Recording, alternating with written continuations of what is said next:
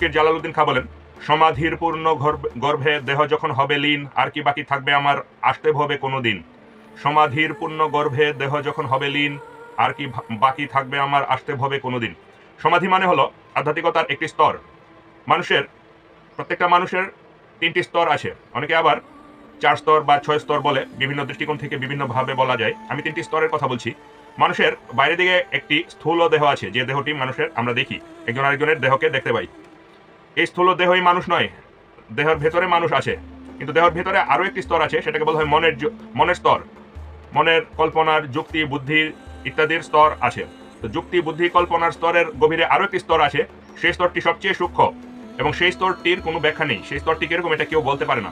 যে সেই স্তরে পৌঁছে, যে জানে, সেই কেবলমাত্র সেটা উপলব্ধি করতে পারে। ফকির জালালউদ্দিন খাঁ বলেন, সমাধির পূর্ণ গর্ভে দেহ যখন হবে লীন, আর কি বাকি থাকবে আমার আসতে হবে কোনো দিন।